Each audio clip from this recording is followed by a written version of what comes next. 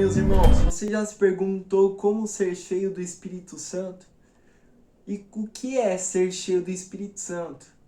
No mundo antigo, me referindo ao passado, para um cristão natural, que é natural, que é comum para um cristão antigamente, ser cristão é cheio do Espírito Santo. Ser cristão é deixar a marca. Jesus ele vai usar uma passagem que ele vai falar para os cristãos, quando os discípulos falarem quando não receberem a gente. Jesus ele fala, ó, vocês vão bater os seus pés, vão deixar a poeira para trás e vão seguir o seu caminho. Ou seja, cristão deixa a marca, cristão, além de deixar a marca, é marcado com a presença de algo que não é comum, de algo que é extraordinário, a presença do Espírito Santo. E a geração de hoje, ela não entende claramente isso. Não entende claramente o que? De que nós precisamos ser cheios do Espírito Santo. Cristão não é, você pode ter a possibilidade de você ter o Espírito Santo de outro. Não, cristão, para ser cristão, você precisa ter uma vida santificada a Deus, uma vida de entrega, uma vida marcada. Ou seja, com o Espírito Santo ele vai se fazer presente na sua vida. E existem algumas verdades que a gente precisa compreender para ser cheio do Espírito Santo. E a primeira verdade é compreender que Cristo, por intermédio do Espírito Santo, habita em nós. Mas como assim Paulo ele vai dizer? Lá em 1 Coríntios, capítulo 3, verso 16 e 17. Que vós sois o templo do Espírito Santo, que Espírito Santo habita em vocês. Então, a partir do momento que a gente aceita Cristo como Senhor e Salvador da nossa vida, a gente reconhece que nós não somos nada, mas que Ele é tudo. Que a gente não é nada, mas que Ele é. Que a gente não vai em direção nenhuma, que a gente é falho, mas com Ele a gente pode conseguir. E a gente entende que a gente é falho, que a gente é pecador. E diante dessa confissão, desse reconhecimento que a gente aceita, levanta a nossa mão e fala, Senhor, agora eu não quero viver mais para mim, mas que o Senhor venha viver, Pai, na minha vida e direcionar os ciclos e estações, Senhor. A partir do momento que a gente compreende isso, essa é a primeira verdade, é reconhecer que a gente é falho e que nós somos pecadores. E a partir desse momento, o Espírito Santo, ele vai habitar em nossa vida automaticamente. Porque quem convence o homem do pecado é o Espírito Santo de Deus. Então aqueles que aceitaram a Jesus, eles já recebem o Espírito Santo, amém? Gostaria que vocês compartilhassem algum testemunho, algo nos comentários também, para edificação, possa ser que alguma dúvida durante o decorrer dessas verdades. Agora nós vamos falar a continuação da primeira verdade. Tudo bem, eu já recebi o Espírito Santo, minha vida vai melhorar. Com certeza, Deus ele vai te dar direção, mas isso não significa que você não vai passar por lutas, por desertos, por dificuldades. Vai ter dificuldades mesmo tendo o Espírito Santo? Vai. Mas a vida é assim, não tudo tem um começo. Tudo tem dia de começar. Da mesma forma, tudo tem dia de terminar. Não tem noite que dure para sempre, da mesma forma não tem dia que não termine, mas nós temos a certeza de que Deus vai estar conosco conforme a promessa que Ele nos fez, que estaria conosco até a consumação dos séculos. E existe uma chave que vai fazer o brilho do Espírito Santo entrar sobre nossas vidas. É a partir do momento que a gente reconhece que nós somos pecadores. A partir desse momento nós vamos começar a nos esvaziar de nós mesmos. Porque a partir do momento que você faz algo de errado, a consciência acusa. Ou seja, é o Espírito Santo falando, você precisa melhorar. Ele não vai te julgar, ele vai falar, você precisa melhorar. E nessa vez a consciência acusa, você sente um peso, você se sente mal. E esse peso é o Espírito Santo falando com você precisa melhorar. Então a única coisa que bloqueia a atuação do Espírito Santo em nossa vida, vai bloquear de que ele venha refletir sobre, através das nossas atitudes, de nossas ações, é o pecado que vai criar uma barreira entre nós e o Espírito Santo. Ou seja, nós devemos renunciar às nossas próprias vontades. E agora a gente vai entrar nesse segundo tópico, que é o renunciar às nossas vontades. A primeira é entender que nós somos o templo do Espírito Santo e que Deus habita em nós. Agora nós vamos falar sobre a renúncia das nossas vontades.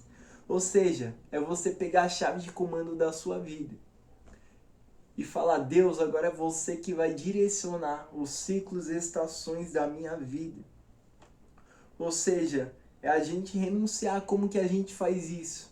Não é somente saber, você sabe que ir para a igreja é certo. Você sabe que seguir uma vida de santidade é certo, como orar, como jejuar. Você sabe que mentir é errado? Sabe? Mas não é saber, é você praticar. Todo mundo sabe que orar é certo. A pergunta agora é: quantos oram? Todos sabem que mentir é errado, mas a pergunta é: você tem colocado isso em prática? Deus não vai fazer coisas grandes para quem tem uma vida dividida. Não, Deus ele quer colocar o brilho dele naqueles que estão buscando. A palavra de Deus diz: clama a mim. Quem clama a nós? Primeira ação humana, ação que vem da terra. E responder-te quem responde Deus. Segunda ação de Deus, reação dos céus. Responder-te e anunciar-te coisas grandes e firmes que não sabes. Então, se a pessoa está clamando é porque ela está com o brilho do Espírito Santo. Então, a segunda verdade é isso, é pedir a Deus, ter a sabedoria também de pedir a Deus. Algo bastante interessante que as pessoas que estiveram com Jesus não quiseram viver. Ou seja, poderiam ter pedido diversas coisas para Jesus. Jesus, eu também quero andar sobre as águas. Jesus, eu também quero ter essa experiência de tocar no morto e ele levantar. Mas elas compreenderam e falaram para Jesus: Jesus, me ensina a orar, porque a oração é a chave do nosso sucesso no dia de amanhã. É através da oração que a gente encontra alegria para o dia mal. É através da oração que a nossa tristeza vai embora. É através da oração que a gente recebe consolo. É através da oração que a manifestação de Deus vai estar sobre nossas vidas. Ou seja, nós precisamos pedir a Deus que nós venhamos nos esvaziar de nós mesmos. Jesus ele fala: Pai, que não seja feita a minha vontade, mas que a tua vontade seja feita. É difícil fazer oração? É sim. Porque nem tudo que a gente pede, Deus vai falar um sim. É necessário um pai falar para seu filho não diversas vezes. Você já se perguntou se Deus tivesse falado sim para todas as suas orações? Lembra daquele dia que você desejou a morte e Deus ele não cumpriu? Lembra daquele dia que você decidiu morrer, mas Deus ele te deu essa oportunidade de estar aqui assistindo esse vídeo? Ou seja, se Deus tivesse dito sim para todas as nossas orações, nem eu nem você estaríamos aqui hoje. Porque nós somos falhos, mas Deus é um Deus bondoso para todos nós. Da mesma forma que Ele é justo, da mesma forma que Ele ama seus filhos, amém? Então nós vamos falar um pouquinho sobre a terceira verdade. Precisamos andar pela fé, conhecer mais a Deus. Como que a gente conhece mais a Deus? Através da Bíblia. A oração, alguns podem até dizer: conheço a Deus através... Sim, você vai se aproximar de Deus através do nível de intimidade. Mas como que a gente vai conhecer a Deus hoje através das Escrituras? A gente vai saber como Deus é. Da mesma forma que a Bíblia fala que Ele é no Antigo Testamento, Ele é também no Novo Testamento. Porque Deus ele não muda. Deus é um Deus bom, mas da mesma forma que Deus é um Deus bom, Deus ele é um Deus justo. Deus é um Deus que abençoa, mas se for preciso Ele também vai amaldiçoar. Não porque Ele gosta disso, mas muito pelo contrário, a palavra de Deus diz que Ele não quer que nenhum se perca. Até alguém, quando tem uma palavra que compara, que quando alguém é lançado no fogo do inferno, Deus ele se entristece disso pelo filho que está seguindo o caminho da perdição. Ou seja, então quando nós entregamos a nossa vida, como a gente andar pela fé, tudo começa quando a gente aceita Jesus. Eu não vivo mais para mim, mas Cristo vive em mim. Eu não vivo mais no velho homem, mas agora uma nova criatura sou. Eu não comando mais minha vida, mas Cristo vem a comandar. Como que a gente vai deixar Cristo comandar nossa vida? Através da direção. Ter uma vida de oração, a gente vai jejuar, vamos se consagrar a Deus. Pedir direção do céu para receber comando na terra. Isso é super importante. Porque quem nos controla, quem nos domina é o Espírito Santo. E ele não vai viver em nós se nós não tivermos uma vida ligada no céu.